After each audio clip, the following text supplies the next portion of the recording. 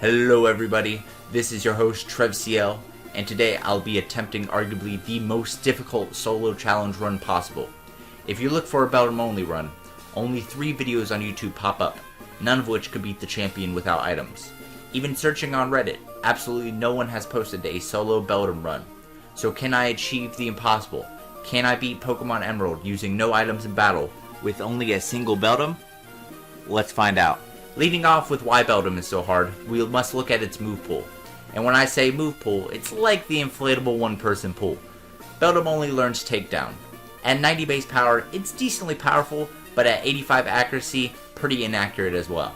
Combining that with 1/4 recoil damage for every single takedown it goes for, and Beldum's base 40 HP stat, I'll be taking a ton of damage throughout the run. It has pretty decent defenses, but terrible speed and only average attack for a first 4 Mon. Finally, I'll be having to use Struggle against any Ghost type trainers, making my damage output against them even weaker. However, its Clear Body ability will be incredibly useful for nullifying stat drops. Moving on from why Beldum itself is a challenge, let's go over the rules. First up, I won't be able to use any other Pokemon in battle other than Beldum, bar the required double battles that are in Emerald. I will not be able to use any items in battle, with the exception of using Pokeballs to catch wild Pokemon and held items. And lastly, as always, no glitching / cheating, except at the start to obtain our Beldum. Now it's time to start the challenge. Comment below whether you think I'll be able to beat this. I personally think it'll be barely possible, but it should definitely be much harder than Unown due to worse important stats and an overall worse move to use. As we check out our Beldum, revealing that we got a neutral nature, let's go over some early game strategy. As I said before, all of our Beldum's most important stats for this run are either pretty garbage or average at best, so we're going to try to offset that disadvantage by EV training. For those of you unfamiliar with EVs, aka effort values, every Pokemon you faint gives either 1, 2, or 3 EVs for a particular stat. The amount of EVs depend on which tiered evolution you're facing, and the stat depends on the highest base stat of the Pokemon you're fainting. Every 4 EVs gives you +1 in a stat at level 100, and the max for a single stat is 252 EVs, or +63 for a stat at level 100. Overall for the Pokemon, you can get a total of 500 EVs across all stats. Luckily for us on Route 1, we can get attack EVs from Poochyena, HP EVs from Wurmple, and speed EVs from Zigzagoon. There's also something called IVs that affect our Beldum stats, but I'll go over that at a more relevant time. So after killing over 500 Pokemon, my goal was 252 attack EVs, 208 HP EVs, and 48 speed EVs. I hit level 20, complete my EV training, and decide to take on the first gym leader. The first gym leader is Roxanne, the rock type trainer. I actually go in quite confident with my level and stats, so I'm using Takedown instead of the typeless Struggle. Despite this, even with a couple of misses and bad crits, I still almost beat her first try. Second try, I decided to try the Struggle strategy since I can't miss and is just a little bit stronger than a resisted takedown. Even going in at not quite full health because I don't have to worry about any misses, I'm just barely able to win by the smallest margins and claim my first gym badge of the run. The second rival fight with May is also incredibly easy as I beat her on my first try without a sweat. Here's where all the good times stop, however, and not just for a little while. For the majority of the game, all the gym leader battles become ridiculously hard and tedious, and the team leader battles with Maxie and Archie aren't exactly easy either.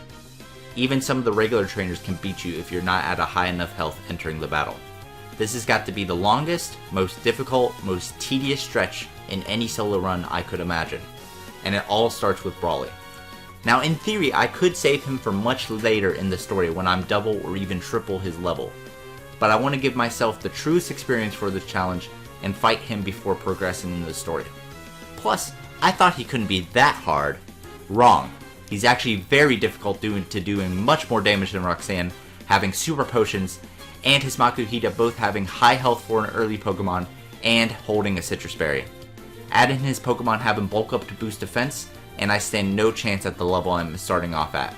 I grind up, challenging him every new level to no avail until I tempt him at level 26.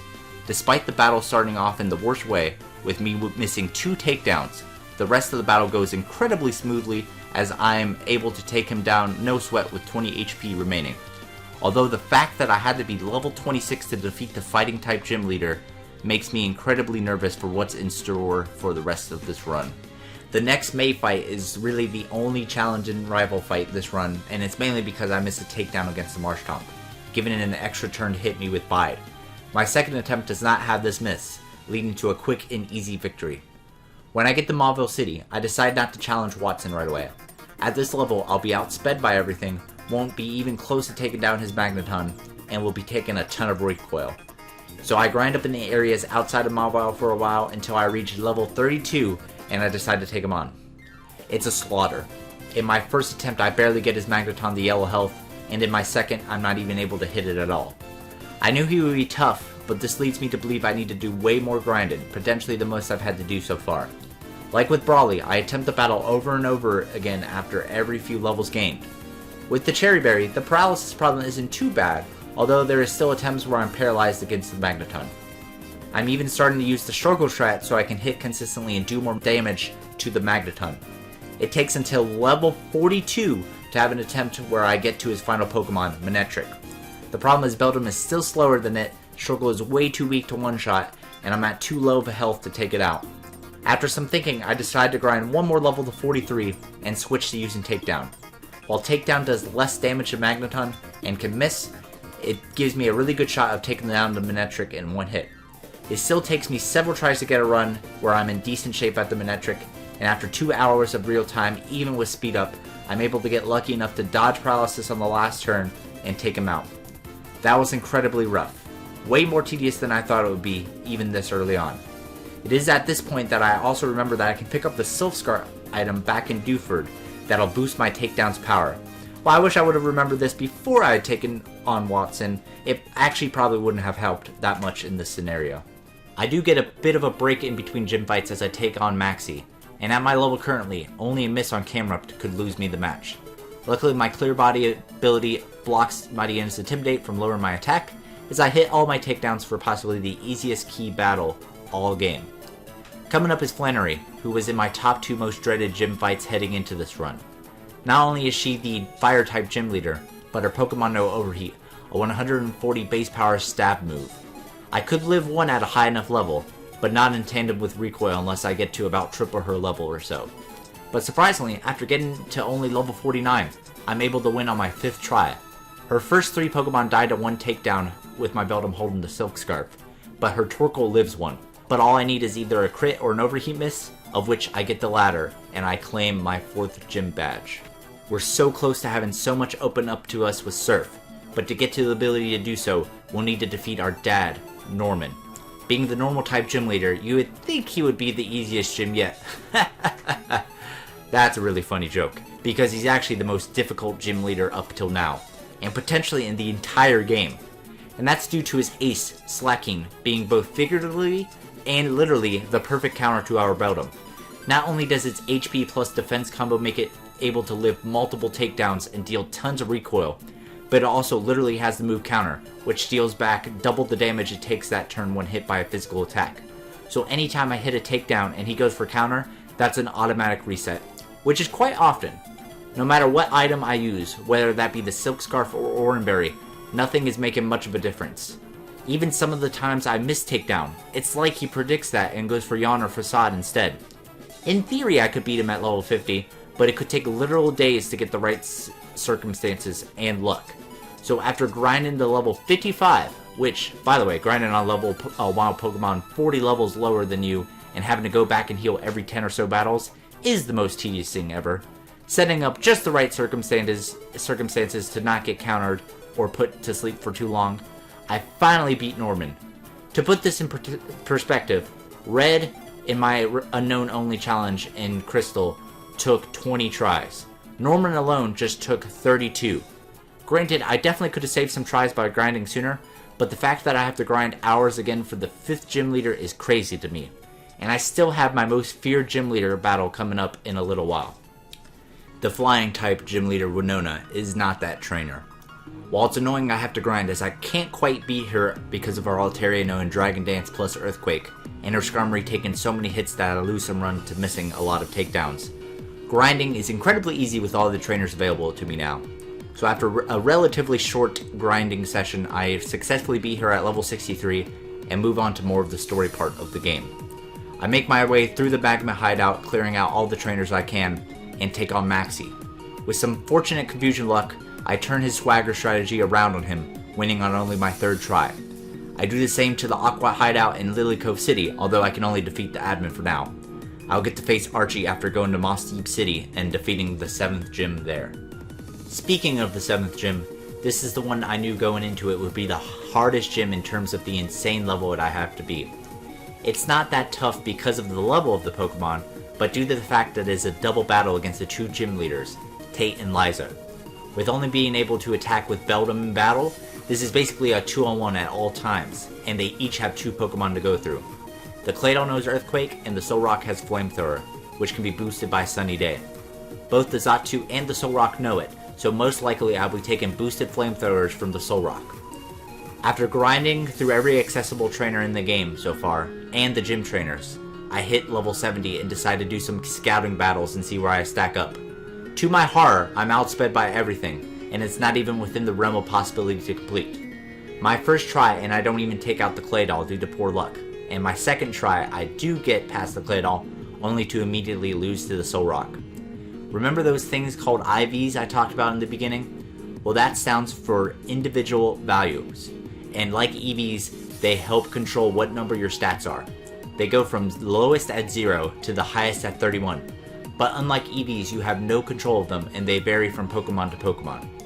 Unfortunately, I decided to forego resetting for specific IVs, so while my attack and defense are pretty good, and my Spadef is perfect, my HP and speed IVs are single digits, with my speed barely being above 0. This fact alone makes it so much harder than if they were even halfway decent. So back to training I go. I haven't been able to beat a gym without first leveling up since the first one, so at this point I'm pretty fed up with grinding.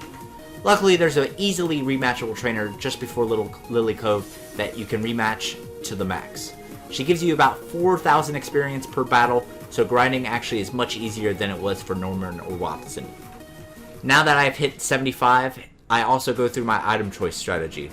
I could use Lax Incense, which helps me dodge some of the time, but its activation is just too inconvenient to count on. King's Rock is really good for the flinching, but even at level 75, I can't outspeed anything. Citrus Berry gives me 30 HP at half health or lower, but that's just not enough. Even the tried and true Sylph Scarf doesn't give me enough damage output. I'll need to be faster if I want to stand a chance. So using the 15 rare candies I've accumulated throughout playing the game and pick up from Zigzagoons, I quickly hit level 90. After a few attempts to show that I have a great chance to beat them, I save with the level up intact and make my final push. I decide that Citrus Berry is the best suited item and go for the final fight. I take out Claydol in one hit because EQ is the biggest threat on the field right now. While Xatu is boosting up, I'm able to take out the last remaining big threat in Solrock without taking a Flamethrower, thanks to critting it with my second takedown.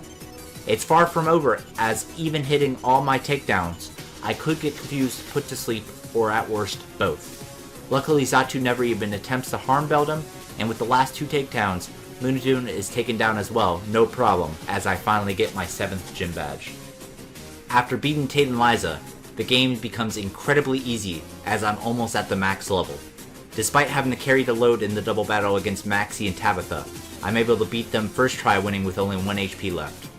After that, I battle Archie for the first time and last time, and also beat him first try.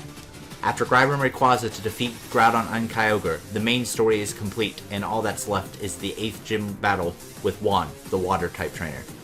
Despite missing my takedown against Groudon, and him having 5 Pokemon to take recoil against, I one-shot and sweep him on the first try as his Pokemon are literally half my level. After making my way through Victory Road, including stomping Wally easily, I do what grinding I have left to make it to level 97, and use the last 3 rare candies I've acquired to make it to level 100. And now, it's finally time to take on the final challenge, the Elite Four. As we start the battle with the first Elite Four member, the Dark-type trainer Sydney, you may notice that I entered the fight with only 5 power points on my takedown.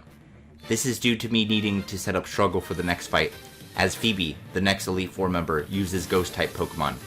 Luckily, we don't miss any of our 5 takedowns and we're able to defeat Sydney on just our second try. Now, if you're thinking that using a 50 base power typeless move off of base 55 attack against 5 Pokemon, 2 which are the bulkiest Ghost Pokemon in the entire game, would be extremely difficult, you're entirely correct. Luckily, pressure from the Dusclops doesn't matter since Struggle doesn't utilize PP at all, but this is still arguably the most annoying battle so far. Her first Dusclops can protect to stall turns, confuse me so I can hit myself in confusion, or the worst option, use Curse so I lose 1/4 of my health every turn. That last occurrence is an automatic reset. Even on runs where I'm able to avoid Curse and hitting myself in confusion, I still have trouble making it through unscathed. All of her Pokemon can potentially, or guaranteed, live 2 hits, with her main Dusclops able to usually live 3 with the Citrus Berry and hit back with Earthquakes. They don't hurt too bad at my level, and because Dusclops has a low attack stat, but they take much needed health so that by the time I can potentially kill off the last Pokemon, I'm too low to live Recoil or a Shadow Ball from Bayonet. Even the Bayonets can end the run if they decide to burn me with Will-O-Wisp. I get a few runs where I'm just a turn away from winning, or I just needed a little bit more HP, but I still cannot quite win. The Citrus Berry is a great help, but I still keep coming just short of winning. I even reset so much that my screen glitches out, although the black battle background is quite fitting and epic for a Ghost paddle. It's not necessarily the amount of tries that is annoying, rather the fact that most of my tries are long and go into the last Pokemon. But on my 15th try, I finally get a run where I don't hit myself in confusion, I don't get burned, and I get just the right damage rolls on my struggle to where she doesn't use a single healing item all battle, allowing me to win by the narrowest of margins. Crazy to think about, this is like my third battle this run, winning at 1 HP so far. Since I'm now able to use Takedown again for the rest of the Elite Four, you'd think that this would be the hardest battle. Well, you haven't seen anything yet. You'd think that the Ice-type trainer, Galatia, would be easy, due to the fact that we resist her Ice-type moves with our Steel typing. Well, if she only had pure Ice-type Pokemon, it wouldn't be a problem. The issue is that her Walrein has Stab Surf, which is a good chunk every time, and because she outspeeds, she gets a guaranteed 2 hits off. In fact, both of her Glalies also outspeed, and every single one of her Pokemon have good HP stats, especially both of her Celios and her Walrein. Most of the time, I'll be able to one-hit her first Celio, but anytime I don't, it's an instant reset. Her Walrein will always hit me with 2 Surfs unless I crit it, which as you'll find out later, I'll need to end up critting it to even have a chance. Her first Glalie is complete RNG. It's a roll not in my favor to kill, and if it goes for Crunch or Explosion, I won't have enough HP afterwards to live Takedown Recoil. Icy Wind is pretty good for me, but Light Screen is the best case scenario. The second Glalie will always go for Hail no matter what, slowly chipping me down. Without a crit, I will need to hit it 3 times thanks to Galatia healing it up. Even if I was to defeat it, I'm at too low of a health for her last Celio, and on the chance I get a max roll to take it out, I feint the recoil. With Silk Scarf, those rolls become in my favor, but I don't quite have the health to live hits plus the recoil damage. And with the Citrus Berry, it takes more hits, which really neutralizes the health gained. It's clear to me at this point that my poor IVs were annoying with Tay and Liza, but right now it's a literal death sentence. Even if I was able to defeat Galatia with insane luck needed, I would not stand a chance against either Drake or Wallace. At least not with my current strategy. So after 50 unsuccessful tries, I decided to withdraw from the Elite Four for the time being and regroup. So before we consider this challenge done and impossible, let's think this out. So I can't level up anymore or change my EVs, as in this generation EVs are gained at level up. So my only choice is going through all of my items. One item I could grab before the post game is the Shell Bell, which restores 1/8 of the damage I deal back to my own HP. Only problem is as you've seen, the emulator file I have has a dry battery, meaning the method to obtain the Shell Bell, which is time-based, is technically impossible. You could argue that I would be able to get it in a normal Emerald file, but hacking it in is technically against the rules I set out at the beginning of the challenge, or at the very least it is extremely in that gray area. I'm willing to bend those rules a little bit if it's literally the last option, But there is actually one item I would like to try out first that 99% of the time is better than the Shell Bell. It's an item that helped me beat Red with Unown and Crystal, and that item is the Leftovers. But if you've ever beaten Emerald, you know that you only get the Leftovers in a boat on the way to the Battle Frontier in the post-game. But what if I told you there was an extremely tedious and time-consuming method to get them prior to the post-game? I welcome you all to what I call the Leftover Saga. So you may be asking yourself, how do you get the Leftovers without cheating prior to the post-game? Well, it's quite simple. If you take a look at the ability Leftovers, there's actually a chart where, depending on the level, you can get certain items at a certain percentage. So if you take a look at that chart, you'll see that in Emerald, you have a 1% chance to have that item be Leftovers if your Pokemon's level 81 or higher.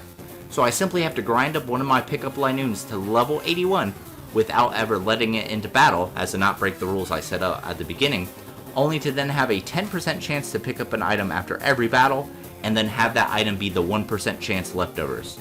For those mathematicians out there, I have a 1 in the 1,000 chance to get Leftovers after every battle, after grinding my Linoon up to level 81 without letting it ever touch the field. If that sounds crazy tedious to you, trust me, it is. And that's because I actually did it. I tried a few methods first. I tried an AFK method where I dropped off 2 of my pickup mons in the daycare and left my game going constantly down on speed up in the teleport part of the Aqua hideout. While this would have been the easiest method, as I technically didn't need to be there, as I could weigh down my down button and constantly teleport, it was also the longest option, as I calculated that would take approximately 28 hours of real time at about 5 to 6 times speed to get them to the promised land. So not wanting to have my computer unavailable for that long, I quickly stopped that method after a while. My next option involved the daycare still, but I would actually bike from the westernmost part in Verdanturf Town all the way to the east coast of Mauville City. While technically the most time efficient method, the roughly 3,000 trips back and forth would be incredibly boring and destroy my fingers. In the end, I decided that having one Linoon train up with the EXP share would be the most balanced approach. And to help aid my journey, I used the daycare to quickly grind my other pickup mons to a level where rare candies come at a 10% clip instead of the 4% chance that I had throughout the playthrough. After a couple hours, I'm able to get enough levels and rare candies to get my first level 81 Linoon. And yes, you heard that correctly, because by the time I actually get the Leftovers, I've been able to grind up a second Linoon to level 81. And after basically dedicating as much time to getting a single item as I did to the entire run leading up to that point, I'm finally ready to beat Galatia and at least make a stand at Drake. Well, that is what I would say if Leftovers actually allowed me to beat Galatia. But despite all that effort I just went through, Galatia is still impossible to beat even with Leftovers. Sydney is a joke as always, and Phoebe is much easier now with Leftovers, as I beat them on my first try without really even sweating. But Galatia is still incredibly luck reliant. Sure, I need less luck than I did before, but going from like a 1 in a million chance to a 1 in 100,000 chance isn't changing the fact that I would need weeks to get a run where I one-shot the first Celio, crit the Wall Rain, get either Light Screen or Icy Wind from the first Glalie, and then crit/high roll the last Glalie and the Celio. Oh, and I also have to hit all my takedowns as well. And even then, I still don't have the health to live the takedown because I need a minimum roll from the Surf from Wall Rain to even have a shot. So did I just waste an entire day and almost 60 hours of in-game time on an item that doesn't even help me? Yes. Yes, I did. So at this point I say fuck it. Time to edit in the Shell Bell. Sucks that I had to bend the rules, but at this point I'm just trying to see if it's realistically possible to win this challenge. And crazy enough, while Leftovers is the vastly superior item in most scenarios, in this one case, it is actually better to use the Shell Bell because of the fact that there's healing items and high health Pokemon. It actually makes this fight possible. That and the fact that I actually did get a run where I one-shot all of the Glalies and the last Helio. The Shell Bell was still a huge part because on average I got about 2 to 3 more HP per turn, allowing me to finally win the fight after about 100 tries at Galatia.